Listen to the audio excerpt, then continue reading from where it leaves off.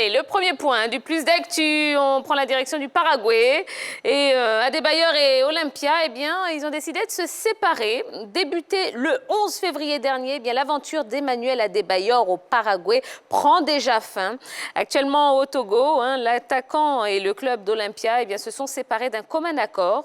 Dans un communiqué, le club explique que la situation sanitaire due à la Covid-19 entraîne des risques pour la santé du joueur pour son retour au Paraguay. Alors, qu'est-ce que vous pensez justement de cette information? Yellow. Déjà, il y avait le coronavirus avant que Adebayor ne quitte là-bas. Donc, pour moi, l'argument ne tient pas véritablement. Pour moi, c'est juste une excuse pour ne plus payer un Adebayor qui comptait, qui était parmi les joueurs les mieux payés de ce club-là. Ce club-là n'a plus d'entrée financière, il n'y a plus de match, il n'y a plus de retour sur investissement. Donc, ça ne sert à rien de garder un joueur qui coûte assez cher. Donc, on préfère le libérer. L'argument de tomber malade par rapport au coronavirus, monsieur, ça ne tient pas. D'accord. Avant de prendre vos réactions, on va retrouver Wallo et Ballo, puisque apparemment c'est la mi-temps en Espagne. Oui, c'est la mi-temps, Tia.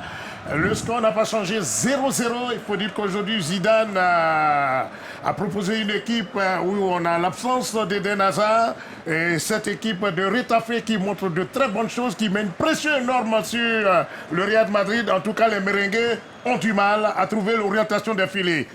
Ouais, ils ont du mal à trouver l'orientation des filets, comme Wallo l'a si bien dit. Il manque un Eden Hazard pour servir de détonateur à cette attaque du Real Madrid. Eh bien, du côté de Retafe, on fait mieux que résister à ces Madrilènes-là. On a vu donc déjà des occasions, déjà à la 28e minute, une tête de Matin encore une fois. À la 35e minute, c'est cette fois-ci Isco qui sonne la révolte du côté du Real Madrid avec tout simplement une parade de Soria. C'est-à-dire que c'est chaud du côté du stade Alfredo Di Stefano.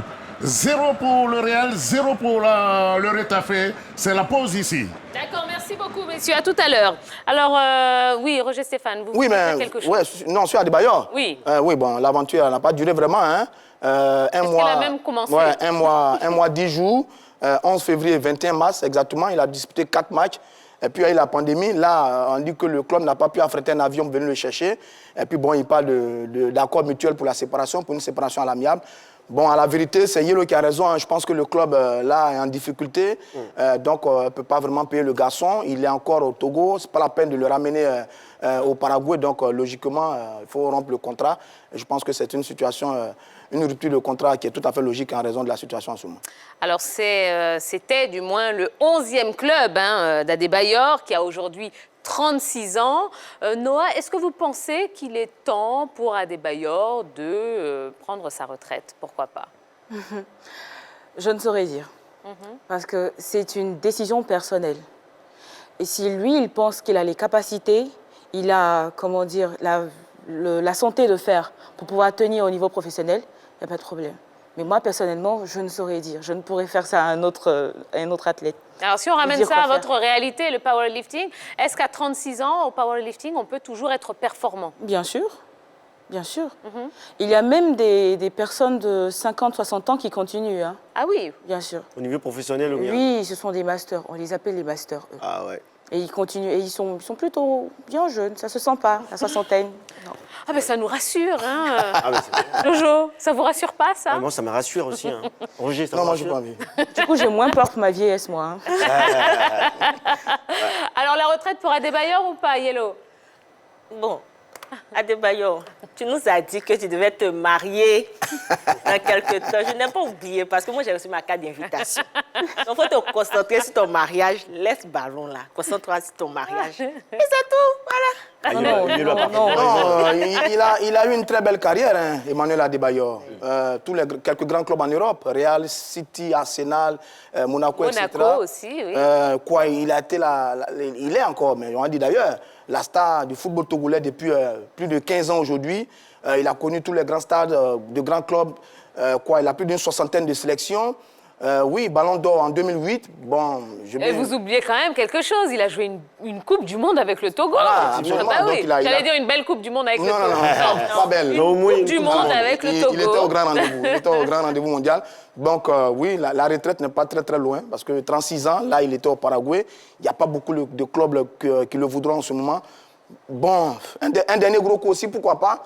Mais dans tous les cas, la retraite n'est pas très très loin pour le grand Adebayor. Ah, mais il est temps pour Adebayor. Hein. Parce qu'il nous a bercé, moi par exemple. Il vous a bercé. Oui, effectivement, avec son football, d'accord. qui était vraiment magique. Ah, il était bon. Ah, ouais, il était vraiment fort. Hein. Et ici, maintenant, il continue. En 2020, Adebayor continue à être avec d'actualité. On doit se poser des questions, parce qu'Adebayor, c'est un cadre. On peut le considérer comme Drogba, Eto'o. Et s'il continue, et puis il y a les clubs qui veulent lui coller la honte. Franchement, il faut qu'il arrête maintenant. Et, Donc, vous voulez dire qu'il doit rester sur une bonne note. Une bonne note, il doit terminer s'arrêter sa là. carrière sur une Peut-être note même positive. être entraîneur, on ne sait jamais. Mais Eto'o et Drogba ont la quarantaine entamée. Lui, il n'a pas encore quarantaine, il a Ouais, 36 ans. 36 ans. Voilà, et puis, 36 ans, c'est encore, vrai. Laisse-le bercer les autres générations. Mais c'est vrai, il a 36 ans. Il t'a bercé, laisse-le bercer tes petits frères. Non, Qu'est-ce que mon tu petit veux? frère n'a pas forcément envie de voir. Moi, mon sur petit le frère, il terrain. connaît à peine Drogba. Hein. Ah, mais c'est bien pour lui. Non, comme c'est pas bien pour lui, il n'a pas vu Drogba dans ses moments, dans sa splendeur. Moi, j'ai vu Drogba. Oh, il y aura dans sa- l'histoire de Drogba Et quand même. il m'a donné envie de jouer au foot. J'ai envie de jouer au foot. Ah bon? Comment ça? Grâce à Drogba? Non, mais tu le vois pas? Ah ouais. Attends, il m'a donné envie. Pourtant, j'aime pas le foot. Ah ouais, Non, le d'accord. foot, moi, ça fait 40 Moi, ans. j'ai pas vu Pelé jouer, mais je dis que Pelé est fort, mais bon. Voilà. Bah, c'est l'histoire qui m'a bercé, oui. Laisse Adebayor bercer tes petits frères. Ah ouais, ok. Si vous voulez. Sinon, c'était ma manière de penser. Adebayor doit se reposer maintenant. D'accord. Comme Drogba. Allez se marier, il doit les Dans marier. 6 ans, c'est beaucoup dans le football. Adebayor doit partir, sinon il va finir sur une mauvaise note. D'accord, très bien. Eh bien, on comprend bien votre point de vue, mon Jojo. Merci. Allez, deuxième point de ce plus d'actu, on va parler du FC Barcelone. Quique Sétienne, qui est sur la sellette. Eh bien, depuis la reprise, le FC Barcelone balbutie un petit peu son football. Les coéquipiers de Léo Messi ont perdu 4 points en 2 matchs de suite. Conséquence, eh bien, ils voient le fauteuil de leader s'éloigner d'eux. Et celui qu'on tient pour responsable, eh bien, c'est l'entraîneur, Quique Sétienne. Alors, juste pour information, 2 matchs nuls face à Celta Vigo et Atlético Madrid. Alors, est-ce que vous pensez que c'est effectivement l'entraîneur qui est l'unique responsable de la situation actuelle du FC Barcelone, Roger Stéphane? Bon, c'est le parfait bouc émissaire, quoi. C'est exactement pareil tous les jours avec les entraîneurs. Je dis avec le Barça, il faut qu'on ait le courage de dire que le club, l'équipe est en fin de cycle. Piqué à 33 ans, Busquets à 31 ans, Messi à 33 ans. Oh, ils ne sont plus très jeunes, ils ne sont plus performants, ils n'ont plus leur coup de rein magique qu'ils avaient à l'époque. Même les dernières recrues, Suarez est trentenaire, Vidal est trentenaire, Rakitic trentenaire. Avec des trentenaires pareils, on ne peut plus jouer le fameux...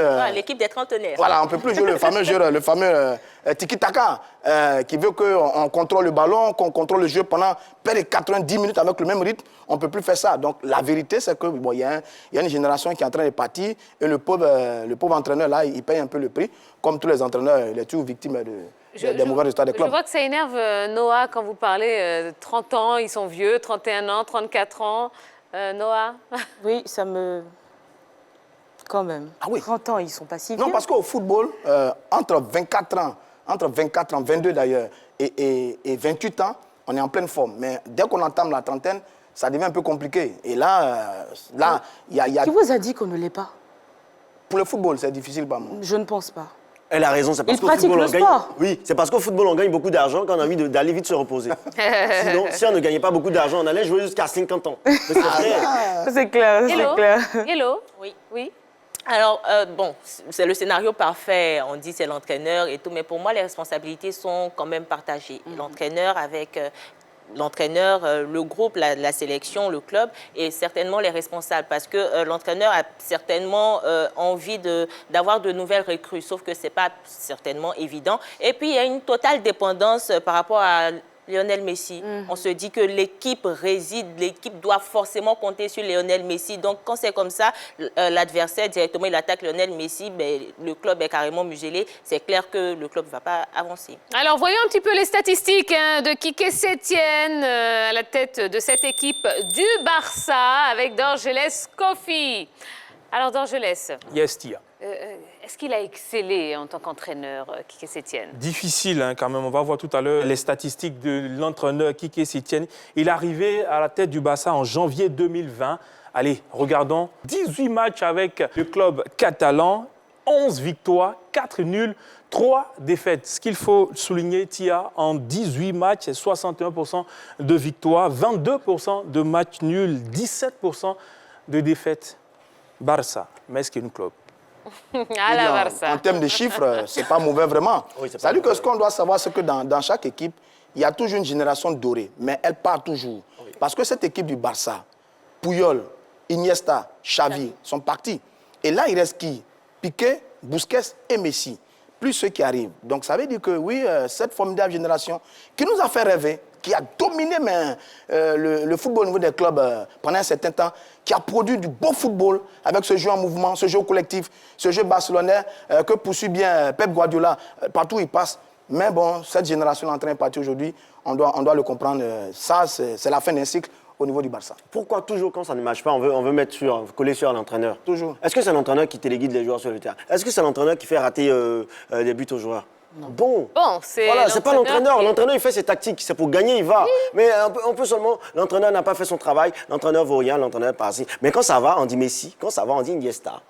Et puis, c'est eux qui se font bon Alors, là-bas. dans le cas où le Barça ne serait pas champion cette saison, est-ce que le Barça devrait se séparer de son entraîneur? Noah? J'ai envie de dire, est-ce qu'une grande équipe n'a pas le droit de faire des erreurs aussi? Ah si, Voilà. elle a le droit de perdre aussi. Hein. Il a eu que 3 défaites avec ses joueurs. Tranquille, quoi. Moi, je vois pas pourquoi. Moi, je vois pas pourquoi. Et puis après, il y a la situation sanitaire aussi. Le niveau des joueurs a baissé. Et les gars se mettent tous sur Messi. Quand même. Non, je veux dire, le problème se pose parce qu'en ce moment, depuis la reprise, il y a le titre avec le Real de Madrid. Depuis la reprise, l'équipe n'est pas du tout performante. Sur 6 matchs, elle a 3 victoires et 3 matchs nuls. Et derrière, il y a le Real de Madrid qui cartonne en ce moment. Là, si le Real gagne en ce moment, le Real aura 4 points d'avance sur le Barça pour la course au titre. Ce sera quasiment joué. Enfin, il reste encore beaucoup de matchs, mais ce sera quasiment joué. Et donc, en ce moment, c'est un peu cette situation actuelle qui soulève cette polémique-là et qui fait que le pauvre entraîneur est sur la sellette en ce moment. Très bien. Voilà ce qu'on pouvait vous dire concernant donc l'entraîneur du FC Barcelone. On va revenir à vous, Noah, et au powerlifting. Alors, expliquez-nous un petit peu, parlez-nous de cette association de powerlifting en Côte d'Ivoire et comment est-ce que vous avez intégré justement l'association? L'association de powerlifting a été créée en 2017 par Gustave Zambi.